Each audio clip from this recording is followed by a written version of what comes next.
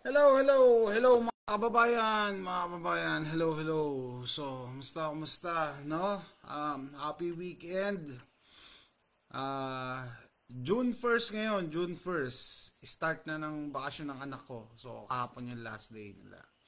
And then, ano pa, syempre, mga pag-usapan natin, mga nangyayaring. Kaya, yun na lang ang title ko, kwentuhan, para hindi tayo ma-censor din.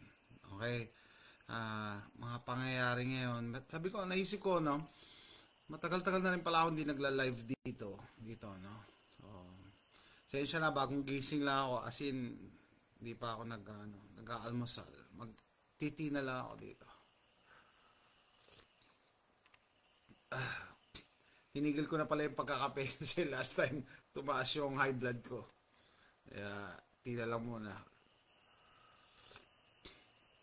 Matagal ko na rin hindi nagagamit yung coffee press. Okay? And last week wala ako dito. So, sabi ko, ang bilis ng araw. 1 week na pala. Nagpunta kami in Beaumont, Texas. So, nakita nyo naman, pinapost ko naman yung mga activities ko. No? Siyempre, ako nakafollow pa rin ako mga pangyayari sa Pilipinas. And, nakakita pa rin ako ng mga nagmamask dyan sa Pilipinas. Doon sa mga kapanood dito na first time ako makita, first time ako marinig. Pero sampalataya sa virus, ano nangyari doon sa pertussis? Ano nangyari pala doon?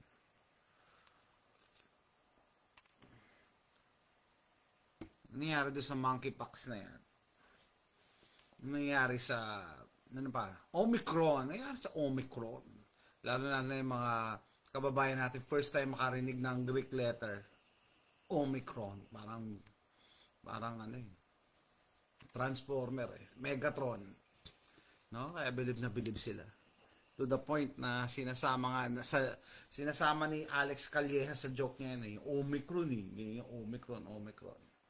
No? Yung vape naman, yan, nakita ko nga Binalita ng TV dito ba yung vape naman. Okay. Actually, sinabihan na kayo sinabihan na tayo Oy, delikado yung vape, ganyan. No? Mas malala yan. Kasi chemicals yan Ang dami pa rin. Tapos may mga nag-business talaga ng vape, no? Tapos yung iba, they just wanna look cool. And then may pinapauso pa nga, may nakita ko marriage na yung kinasal. Tapos lahat nagbe-vape. Sabi ko, it's not gonna work. Walang maniniwala dyan. Mga tanga lang maniniwala dyan. Photoshoot nila sa kasal, lahat nagbe-vape. It's not gonna work. Hindi yan makiklik. Bakit? Kasi, sabi ko, malalaman natin yung katotohanan. Yun nga, magtutumbahan yung iba, magkakasakit.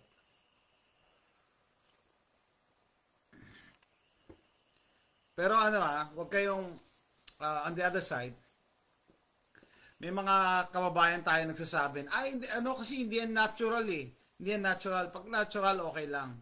Well, hindi rin Kaya iba, okay lang daw yung Mary Jane kasi lang yun ano nga yung term nung makakilala ka dati? Don't panic, it's organic.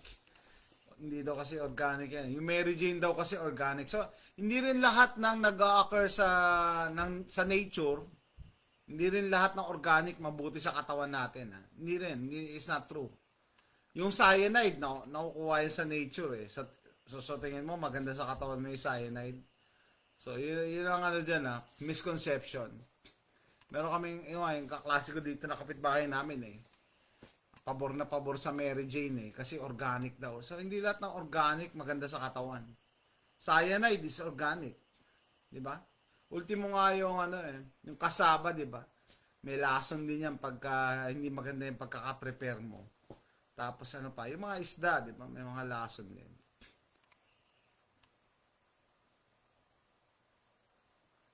Na ba? Pumirma na ba? Kasi nga, June na nga no? Pumirma na ba si Herbosa? Sa WHO? Yan, so maganda rin nagla-live ako para makita ko yung mga updates, no. Hindi ko alam yan, hindi ko pa nadaanan yan na na pumirma na tayo sa WHO. Yay, mabuhay. Oh. Alam niyo minsan, ito na, kasi 'di ba nung papalapit na meeting, ang dami nagtatanong, ba't tahimik, ba't walang walang nagsasalita, walang naghihiring, wala na, binenta na tayo. Eh. No? Minsan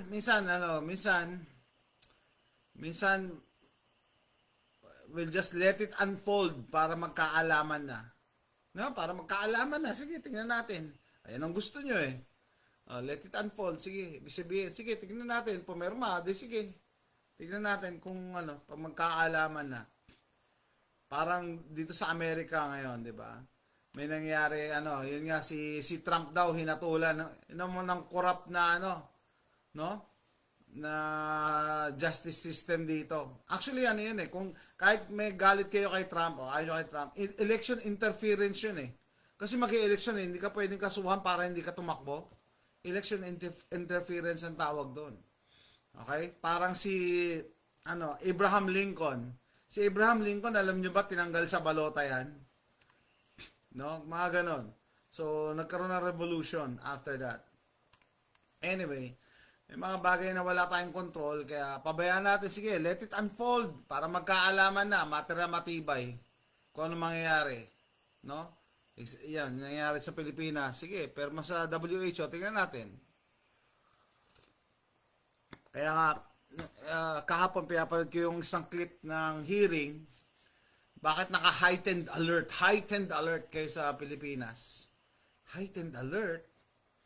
Tapos meron pang isang clip yung GMA7 na naman, na yung flirt na parang namamayagpag daw sa Amerika, nakapasok na daw sa Australia. Talaga, sa Amerika ako eh.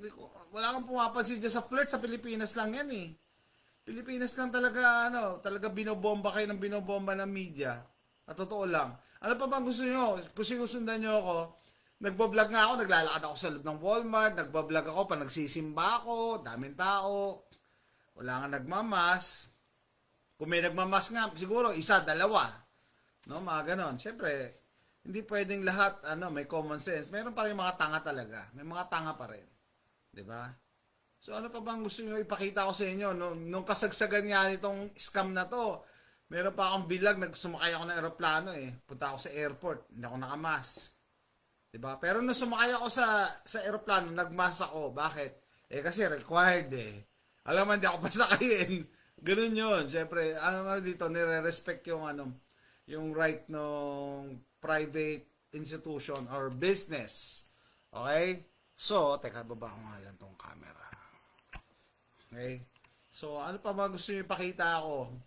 Diba? Tignan nyo na lang yung mga kaganapan eh. Rachel Lapinig Lebria, watching from Caloocan. Panoorin nyo lang yung mga kaganapan sa YouTube, yung mga nangyari sa Pilipinas. So, makita nyo, daming mga events. No? And ano pa ba? Yung MPBL, yan. Nanonood ako, MPBL. Daming nanonood. Tapos, ano pa? Mga concert, no? Recently, nag-concert ang Bini dyan. 3 days ba sila? Sold out. No? Sold out. Tapos may mga ilan pa rin na nagmamask. Diba? Ang punto ko ganito. Okay? Kung totoo ang virus na nakakamatay, hindi ka attend ng concert. Hindi ka attend ng basketball game. Hindi ka kakain sa restaurant. Sa bahay ka lang. Kahit nasa bahay ka, hindi ka magpapadeliver ng pagkain. Why? Because it doesn't make any sense na umiiwas ka sa sakit pero may contact ka sa ibang tao. What do you mean, nagdi-deliver, may contact yan sa pagkain mo. Naawakan niya eh. Kahit nasa labas ng plastic. Di ba? Kung talagang takot ka sa virus. Watching from Lipa, Batangas, Mirasol, Manlapas. Nakalimutan ko na ano masarap na gotohan dyan sa Lipa. Nakalimutan, marami. Pero meron akong pinupuntahan dyan na tago eh. Bago ako umuwi ng Lucena. Magugoto ako sa Batangas. Tapos, dadaan ako via San Juan. No? Umuwi sa Lucena kasi may drep ako tumira ako sa Lucena. Actually, may bahay pa ako sa Lucena, hindi ko pa nabebenta. Yan. Kumusta naman? Ayun guys, no? So, tandaan yung sinabi ko doon sa first time na makikita ako or mapapanood ako, kung totoong takot kayo sa virus, takot kayo na nakakamatay yan, dapat di kayo lalabas ng bahay. Dapat hindi ka magpapadeliver ng pagkain. Hindi ka attend ng concert, ng Bini, sold out. Yung pala, maganda ng maganda ng evidence yun. Bini, sold out, 3 nights, punong-puno. So, ibig sabihin, it's not true. Otherwise, patay na yung mga tao doon. Ay, hindi sir, nagmask man kami. Talaga? Naniniwala kayo dyan sa mask nyo na Diba, gumawa rin ako ng video about mask. Meron tinatawag na CBRN, Chemical, Biologic, Radiologic, Nuclear.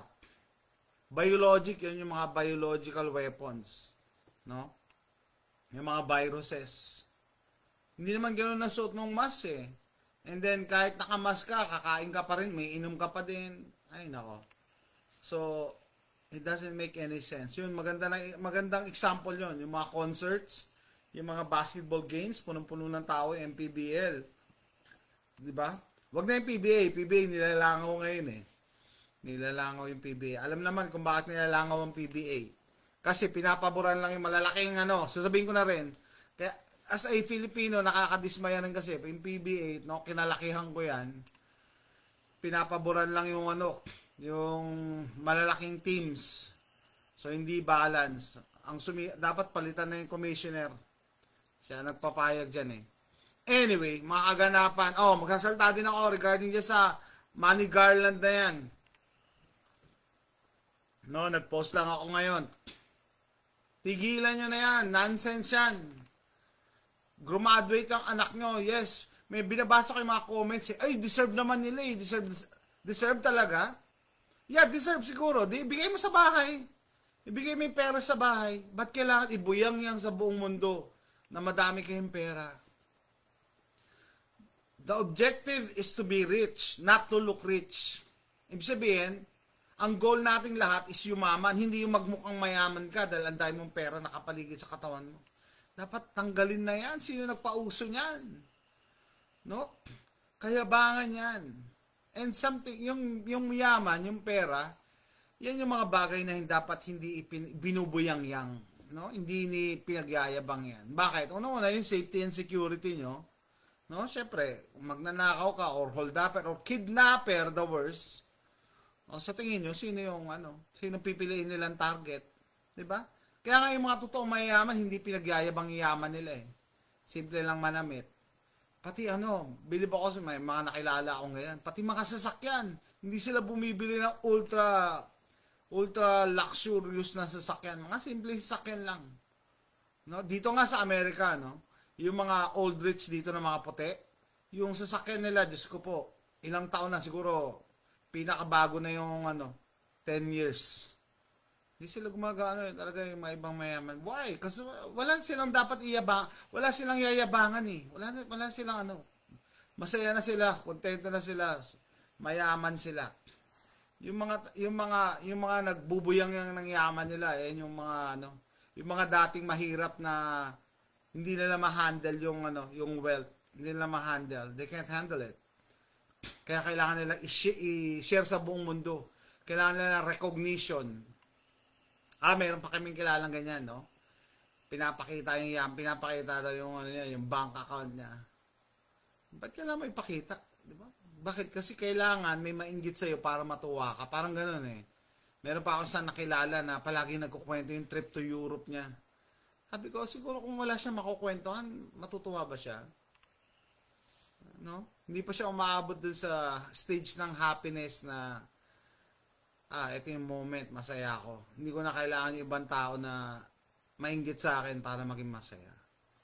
And then, yan yung mga ganyan tao, yung mga nuknukan ng inggitero-inggitera din. No? Yung mga nagpo-project ng yaman nila, no? Sila yung mga inggitero-inggitera din.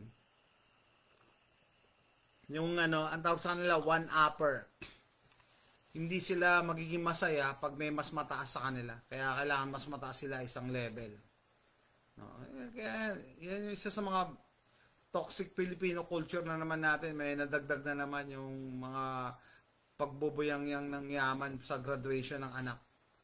Hindi kino-question yung deserve eh. Hindi kino-question kung deserving yung bata eh. Ang kino-question is the manner, no? Yung pagbigay mo. Pwede mo ibigay sa bahay yan ah. Di ba? Or pwede mo na ilagay sa account niya. Ba't kailangan for picture taking? Bakit? Anong purpose? Anong purpose? Di ba? Talagang dagdag na naman sa toxic Filipino culture natin yan pag graduation. Kailangan magbuyang-yang ng isa pang mag-asawa nga, hindi lang pala graduation, pati kasal, 1 million. Kailangan pa talaga ibuyang-yang. Anyway, ano pa mga updates, no? Sabi ko, yung flirt, ano yung flirt? Sa Pilipinas lang yan, pero kung magbalita yung GMA 7, tsaka 24, yung 24 oras mismo. Yung kumakalat po na flirt sa Amerika ay nasa Australia na, talaga, andito ako sa Amerika eh. Hindi kami nagmamas eh. No? Hindi kami nagmamas. Hindi, pag-usapan pa rin natin malapit sa puso ko to kasi dati ako sa dialysis eh. Ilan taon ba ako sa dialysis? 8 years? Parang 8 years. No? Tumaas ang bilang na Siguro maganda gawa ko separate video. Kung may time ako. Medyo busy lang talaga ako. Kaya kita nyo na mga pinaggagawa ko. Ina-upload ko dito. No? Tumaas ng 42% ang nagda-dialysis since 2022. So, what changed? Ibig sabihin, anong nangyari? Pag binasa, maganda nga, hanapin natin, basahin natin yung mga comments eh. Para talagang, magandang to eh, example.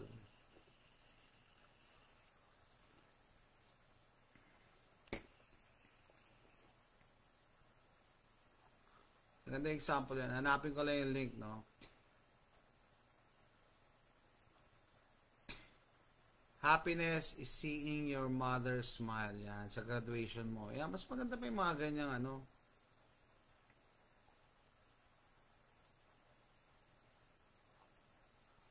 Kasi, hanapin ko lang yung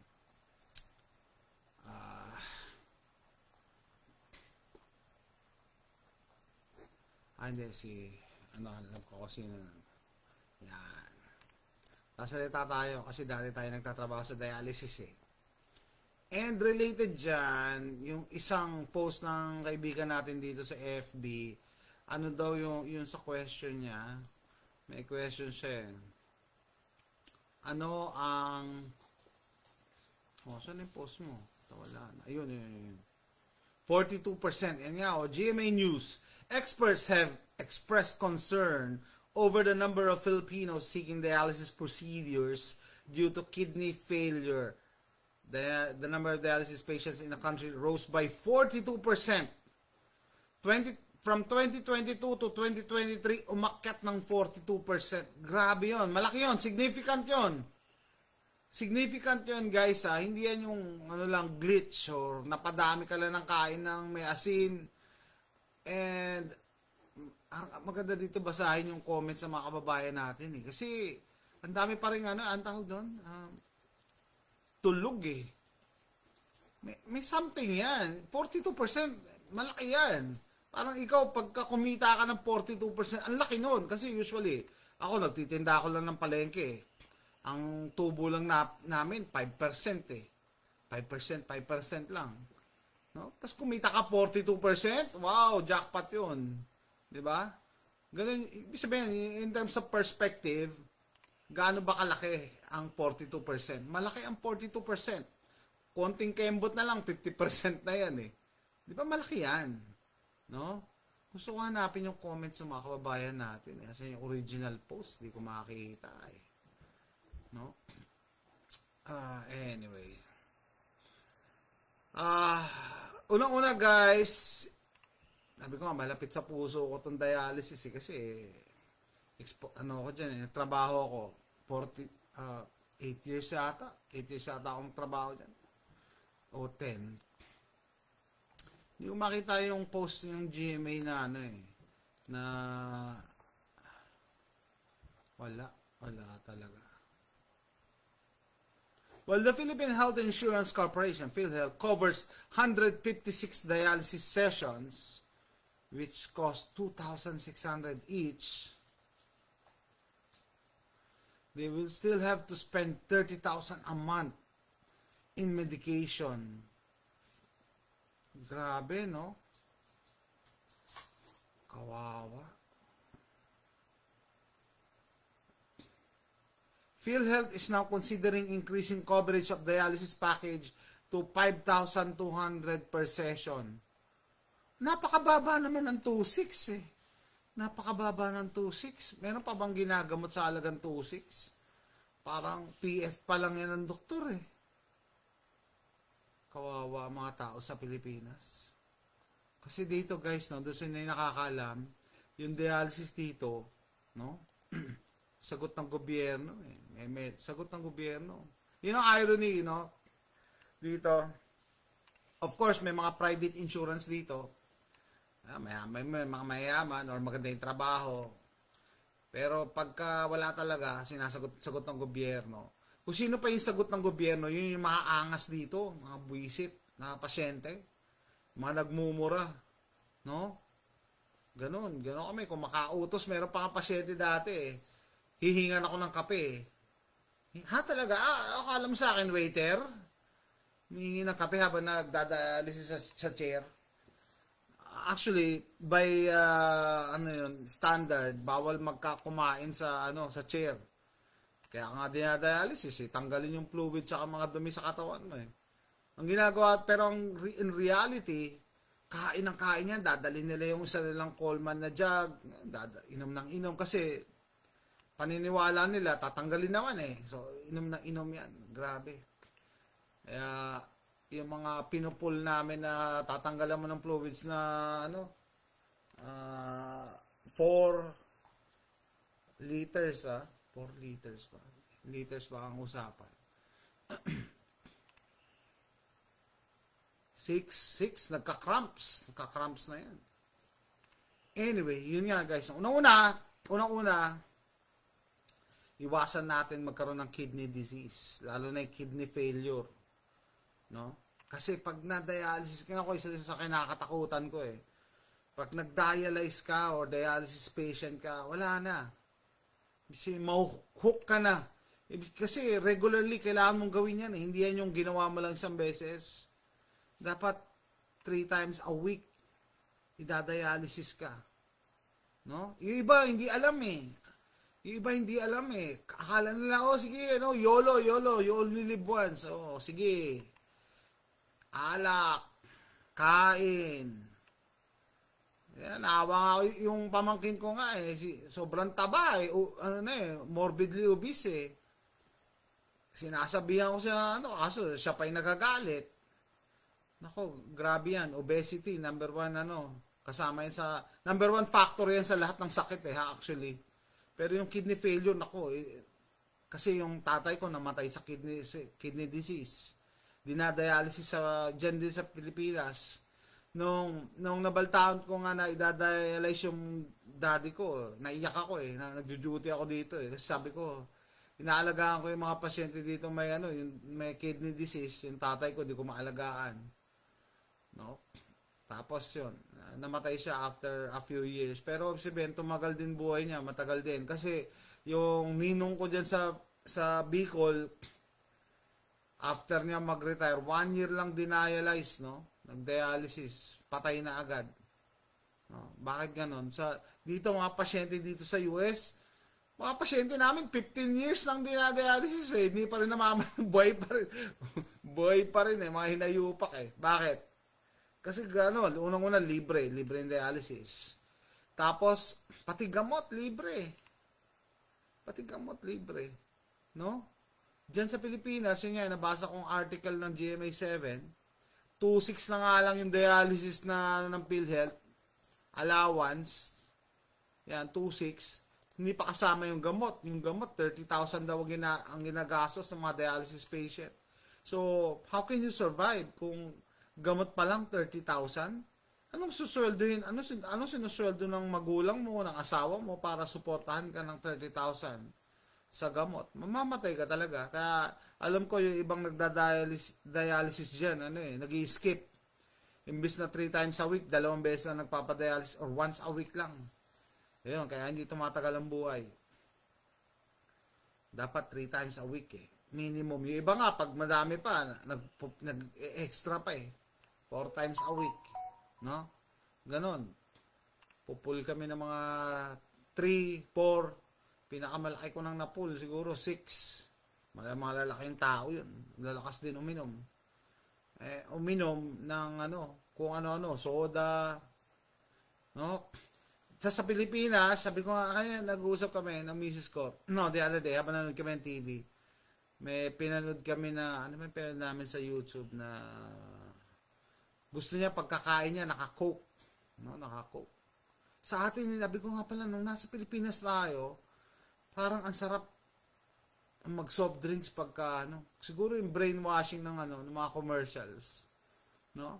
Parang mahinang nilalang ka pagka umorder ka sa restaurant ng tubig lang. Pero yun pala, kaya water na lang in-order ko pag nagre-rest. Matipid pa. Mas healthy pa, tubig. Tubig na lang. No? Ano pa, yun nga, once na masira kasi guys ang kidneys natin, yung cells ng kidney, nephrons, hindi yan gumagaling, hindi yan bumabalik.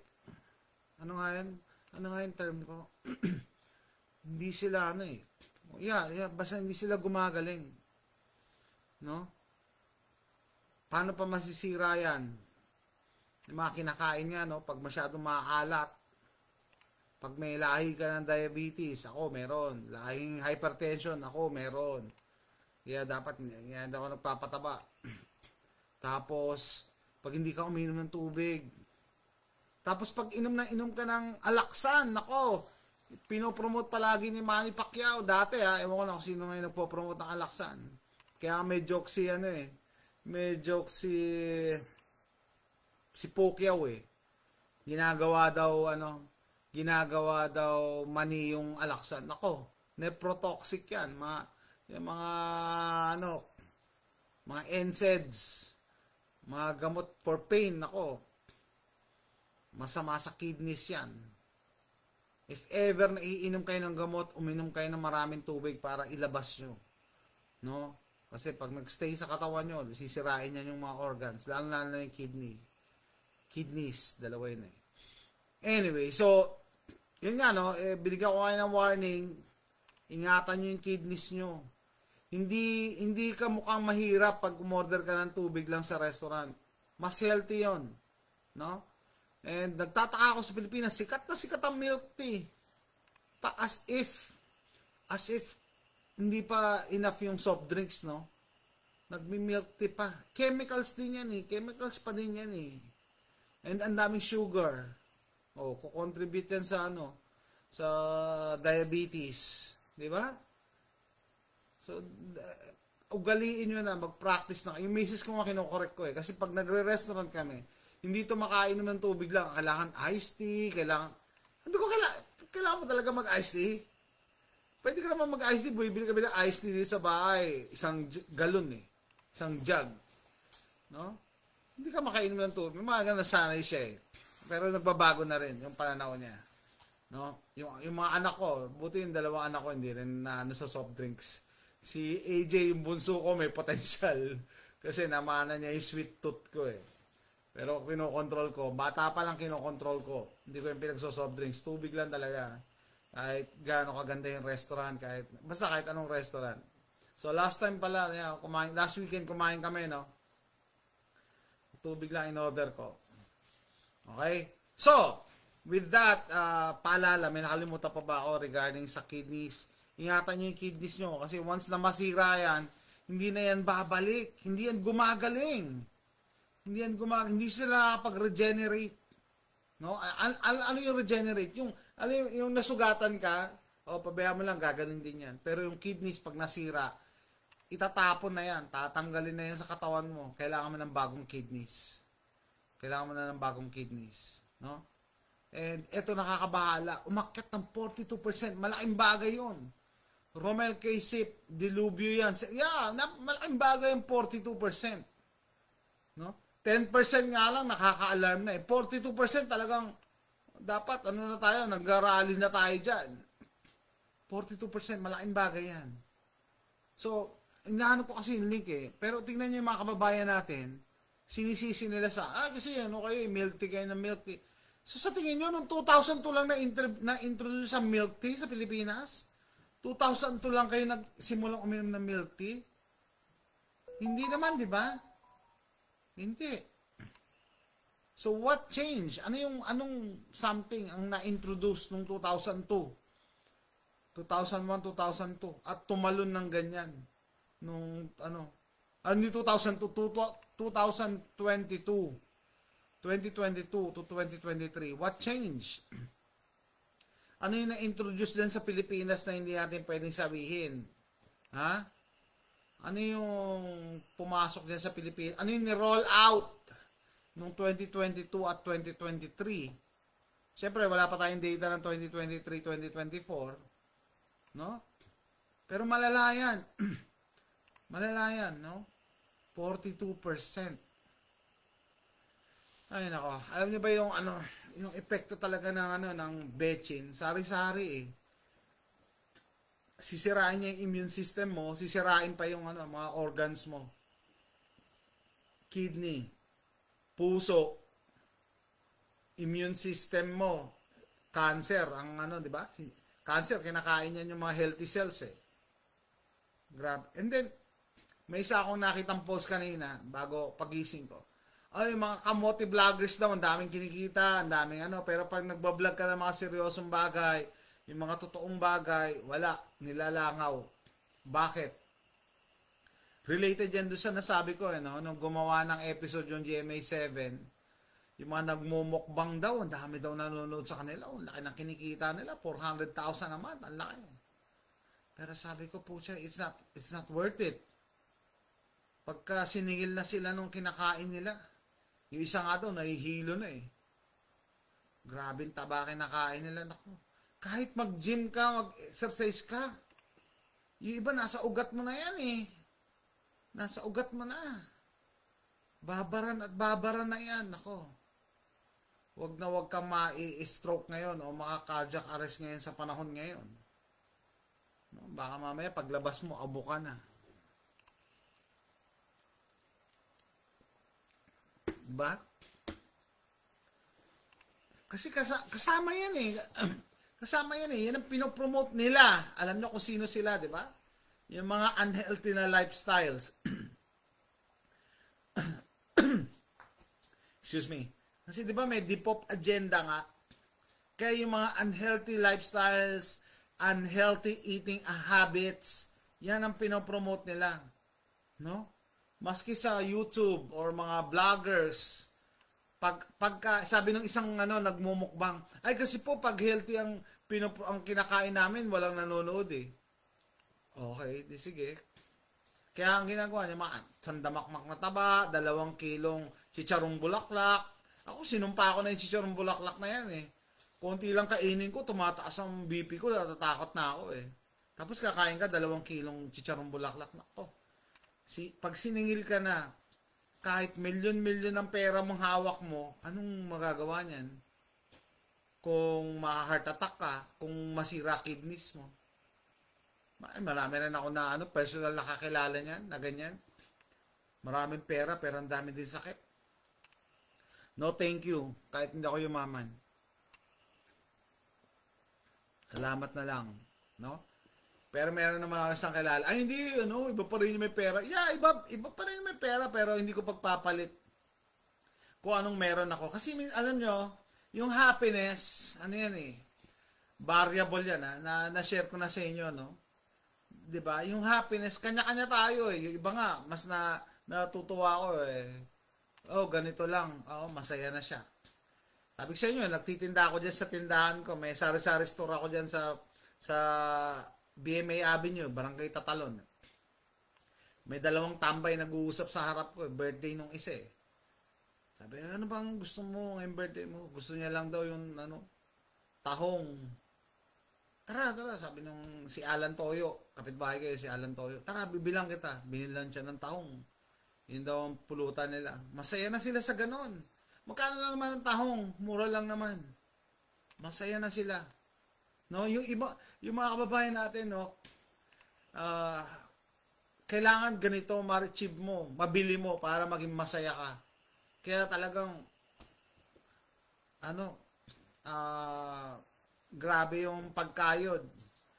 Alam niyo, pag narating niyo na, nabili niyo na yan, hindi ka pa rin masaya kasi kailangan may mabili ka pa. Terry, where are you going? Parang yung binalita sa sa GMA, sa Pilipinas, yung unang nakabili ng iPhone 12 ba yun? 11. Tuwa-tuwa siya, nag-ano siya. Hindi rin siya kumakain sa tanghalian para makabili ng iPhone. Ay ngayon, iPhone 15 na ngayon. Di ba? Kaya minsan, naglolokohan kami. Na-miss ko pag narinig ko siya nagsasabi na, yan, pangarap kong mabili. Ganyan, pag narinig ko siya ganyan, sabi ko, sige. Pero pag nabili mo yan, pwede ka na mamatay. Diba? Parang ganon. Yun lang, item, yung yung goal mo, isang material na bagay. So, pag nabili mo yung material na bagay na yun, pwede ka na mamatay. Diba? Napakababaw. Kung ibabase mo yung happiness mo sa isang material na bagay lang. Like, iPhones, kotse, alahas.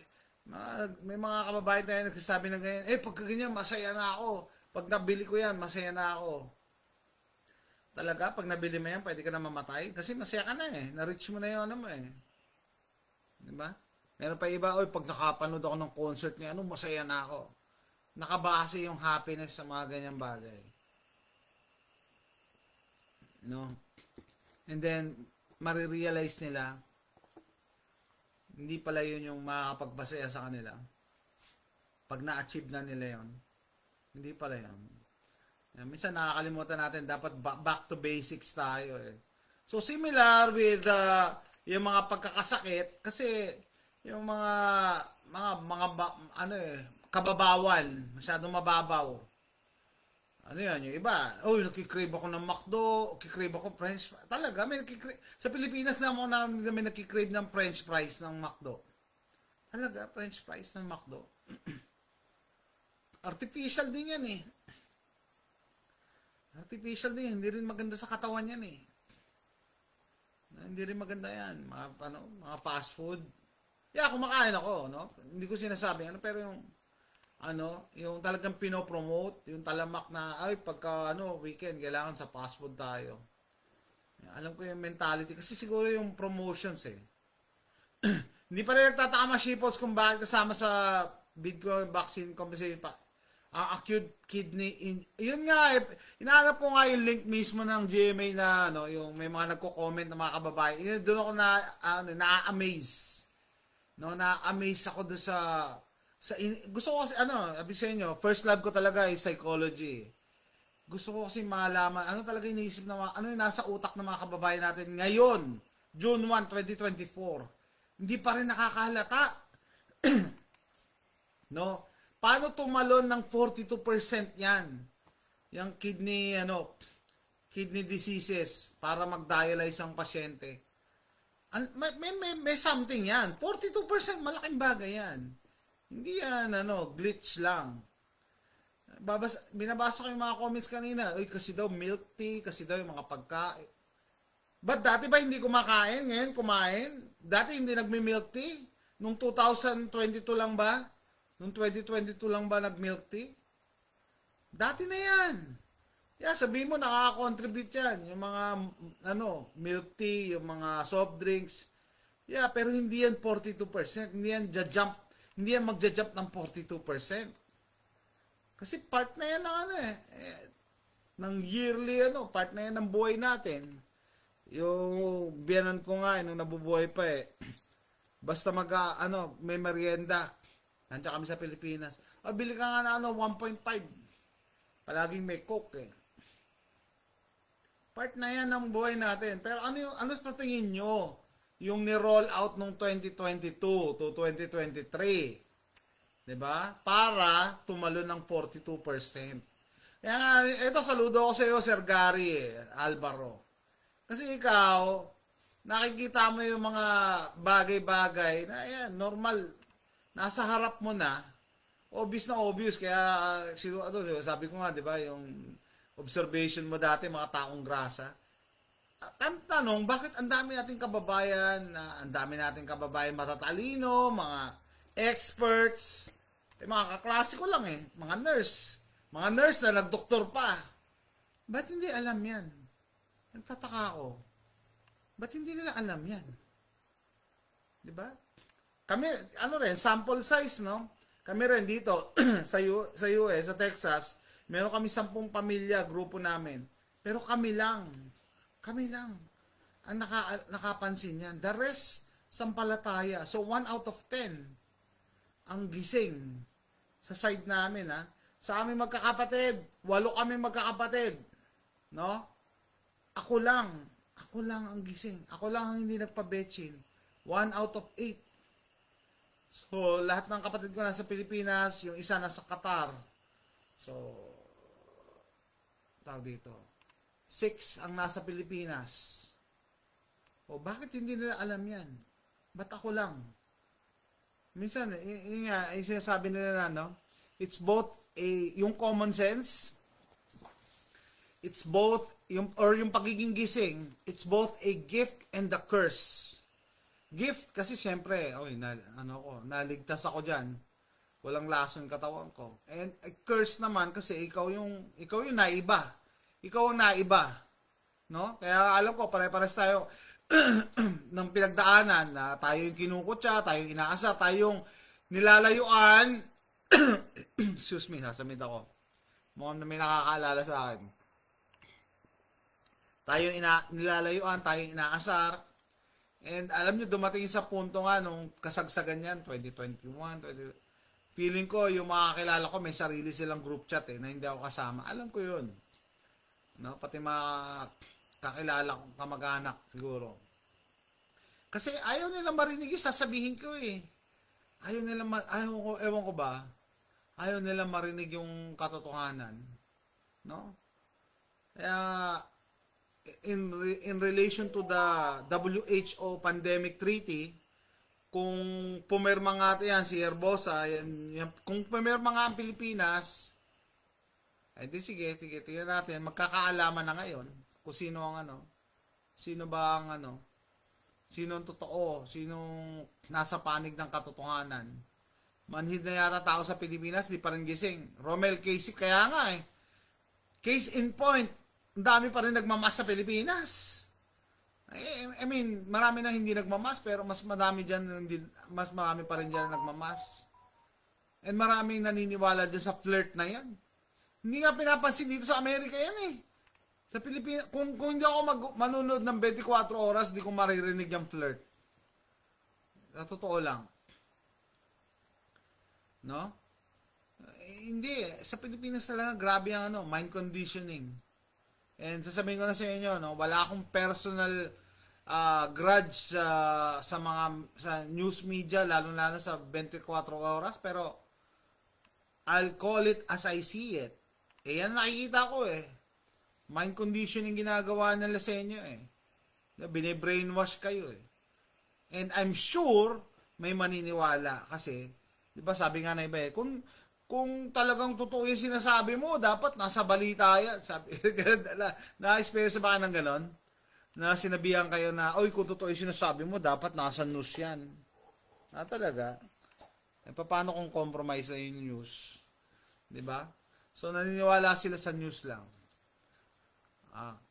Wala magagawa. Sige, wala tayong magagawa. Nagpaalala na tayo. Ako, ganun yun Basta nasabi ko na, I have said my piece. Hindi na ako magpa-follow up, Hindi na kita kukulitin. Ano ba? Hindi, nasabi ko na Bahala ka sa buhay mo. Di ba? I did my part. Hindi kita kukulitin na mag-ingat ka. Yung iba pa kababayan natin eh. Ako na nga yung nagpapaalala. Sa akin pa nagagalit. Nababash ako, binabash ako. Ay, kasi ikaw, ano, ganyan, no? Bakit sa akin ka nagagalit? Ba't di ka magalit kila Duque? Kila Verheri? Sa akin nagagalit. Di ba? Gusto nga kita iligtas eh. Para wag ka na magpa-booster eh. Ba't sa akin ka nagagalit? Kami mga 11 magkapatid. Ako lang wala. Talaga, 11 kayo. Mas madami pala kayo sa amin. Talaga. Yeah, siguro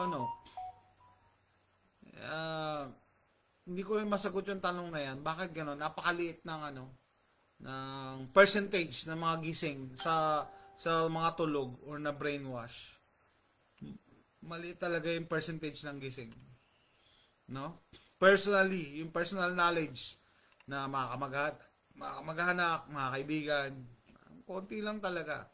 No? Similar with yung mga manunod ng mga ganitong videos, konti lang din. Mas gusto nila yung happy lang, mga ganyan. Kaya yung mukbang, dami nanonood niyan. Hindi nila inaalala yung Siguro ang explanation ko niyan, psychological standpoint, kahit hindi ako expert, they find comfort not knowing the truth. No? Alam niyo, pag hindi mo alam yung katotohanan, mas maganda ang outlook mo sa buhay. Sa tingin nila, hindi ka mamumblema, hindi ka Kaso, magbubulag-bulagan ka nga lang. No? Tulog na tulog tao dito sa Masbate. Yeah. Sa Pilipinas talaga, hindi ko maisip, bakit Pilipinas? Siguro yung yung history natin, no? Na nasanay tayo na meron tayong masters. Nasanay tayo na utak alipin tayo. Ano ibig sabihin? 350 years tayong kinondisyon ng mga Espanyol eh. Sabi nga ng Fraile, di ba? Hindi magre-revolusyon yung mga yan kasi tinuturuan namin na sumunod. Kahit nung time pala na yun, panoorin nyo yung Gombursa, ilang piraso lang ang Espanyol, libo-libo ang Pilipino. Hindi tayo lumaban. Kasi kinokontrol nila tayo eh. Takot. Sabihin ba naman na pupunta ka sa impyerno? Di ba? Dapat sumunod ka. Kaya, nung dumating yung scamdemic, di ba? Anong sinasabi sa mga katulad ko? Sumunod ka na lang kasi. Ha? Kayo magiging super spreader. Sa Pilipinas ko lang narinig yung super spreader na yan. Wala yan sa libro. No? Hindi ako expert, pero never ko na-encounter yan. Super spreader. 6 feet, social distancing. And then later on, inimbento lang pala yan nila Fauci, yung 6 feet.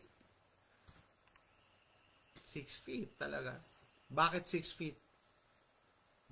Bakit 6 feet? Kasi hindi nila pwede sabihin yung totoo. Na kung totoo talaga yung virus, hindi ka pwede talagang lumabas. Wala yung 6 feet na yan. Hindi yan Hindi yan yung mga 6 feet na yan. Hindi naman pwede hindi ka lumabas kasi hindi kaya ng gobyerno pakainin kayo sa bahay. So, sige, maganda tayo, 6 feet. Yan. Yung mga tao din sa amin, kahit yung cashless, hindi daw totoo. Kaya nga sabi ko, kailangan na talagang para magkaalaman na. Diyan papasok yung prepping eh. Dahil hindi mo sila nakumbinse, hindi mo sila nagising, kailangan mo na lang paghandaan yung dumating. Ang fearless forecast ko dyan, ganito guys, no? Pag lumabas na talaga yung katotohanan, meron dyan magagalit pa rin sa akin. Ba't di mo sinabihan? Alam mo, yan sasabihin nila. Kasi, misery loves company.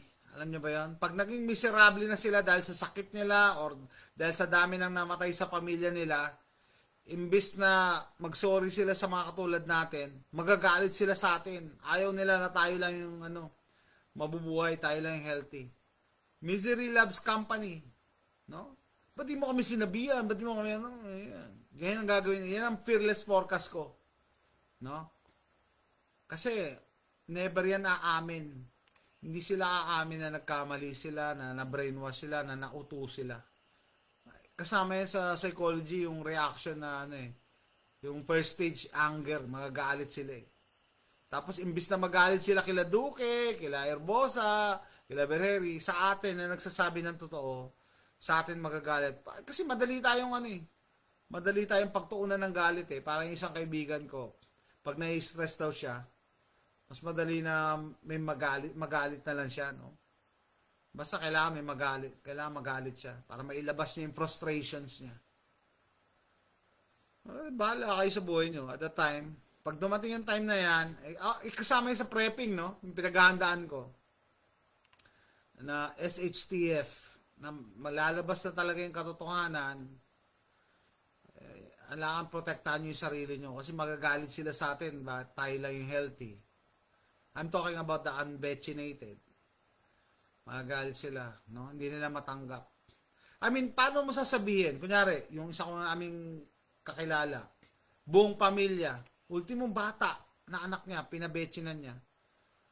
Paano pag dumating yung senaryo na, in-announce na talaga, nakamamatay. Astra nga, nag-ano na, di ba? Pull out na. Yun pala yung irony, no? Yung Astra, tsaka ano ba yung nag-pull out? Moderna? Nag-pull out? Hindi. Moderna ba? Inamin na nila yung side effect. Ang irony na nun, yung Pfizer, ayaw umamin, pero mas malala ang side effects ng Pfizer. Bakit ko sinasabi? Panoorin niyo yung Wanda Kila, yung mga hearings, sinabi nila Attorney Tanya, yung data, mas mataas yung incidence ng ganitong sakit sa Pfizer eh. Mas malala yung sa Pfizer. Kaya hindi sila umaamin kasi mas malaking gastos yun. Mas malaking paglalaban talaga nila hanggang huli. Mas malaking gastos yun. Malaking babayaran nila pag umamin sila. Sa lawsuit. Yari sila sa lawsuit. Kaya mas magandang ilaban nila kaysa umamin sila. No? So, yan guys, no? Wala tayong magagawa. Nagpaalala tayo, pero kasama dapat sa preparation nyo, pag dumating yung araw at lumabas ang katotohanan, magagalit sila sa atin. Magagalit kasi hindi nila kaya magalit kila Duque. Di ba? Magagalit nila sila sa atin, hanapan nila tayo ng kasi hindi mo sinabi, ba't di mo kami para ganyan. Abangan nyo yan, fearless forecast ko yan. Tayo pa rin ang magiging masama in the end. No? Kahit araw-araw na tayo nagpo-post, araw-araw na nagbablog, kahit in-unfollow na tayo, in the end, pag lumabas na talaga yung katotohanan, hindi pa rin sila aamin. Mas madali kasi magalit kaysa umamin na niloko ka or na nauto ka ng safe and effective. Kaya nga ilan lang tayo. Ilan lang. And then, tayo ang pagbabalingan nila ng galit. Tayo yan. Tayo. Para bang feeling nila tayo pa rin. Yan ang fearless forecast. Pinipredict ko yan Pinipredict ko. Kasi ngayon nga lang na sinasabi mo hindi, nagagalit na sila sa atin What more pag naging miserable buhay nila? Pag naging miserable ang health nila? No? Sino sisisihin na naman nila? Tayo pa rin. Kaya abangan nyo yan. Abangan nyo. No? So, hindi naman sa pinapanalangin ko, pero di ba? Doon nagpo-point sa direction na yun Doon tayo papunta Ngayon nga lang, nung nakaraan nga lang, nagagalit sila sa atin sumunod ka na lang kasi, yun nga yung sinasabi sa akin Sumunod ka na lang kasi. Puro kayo pasaway. Super spreader kayo Talaga. Ngayon nga, hindi pa rin ako pinapansin. Diba? Sabi ko may nag-post. Pansin daw niya lahat ng mga kaibigan niya nagkakasakit. No? Nagpa-positive. Sabi ko, let me guess. Lahat yan may betchin. Hindi wala nag-reply kahit isa. Why?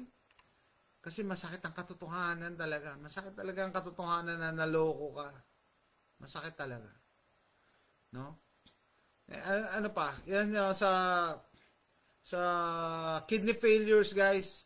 As much as possible, iwasan nyo na magkaroon kayo niyan. Through diet. Yan yung may control kayo Diet, lifestyle, exercise kayo kahit paano, kahit lakad. Pwede na. Hindi ko sinabing mag-basketball kayo. Lakad lang kayo. Wag lang yung nakatambay kayo palagi sa harap ng screen tapos kakain pa kayong chichera. Yan pa isa pang iniiwasan ko. Yung pag nanonood ako, hindi na ako kumakain ng chichera. Okay. Wag yan. Dagdagan sa salt content. Yung alat kasi nakakasira din ng kidneys yan eh. Nakakataas ng blood pressure. Pag tumaas blood pressure mo, kukulangin ng blood supply yung kidneys, mamamatay yung kidneys. Ganun yan. No? As much as possible. Yan, may control tayo eh. Diba? And kung may betchin kayo, wag na kayo magpa-booster. Parang awa nyo na. Maawa kayo sa sarili nyo. Kasi nga, ang tanong ko, para saan ba yan? Ako nga walang betchin, hindi naman ako namamatay. Never ako nag-positive. Hindi naman sa excited ako mamatay, no? Pero, never ako nag-positive. Never ako nagkasakit. Nang malala, ano? Para dyan.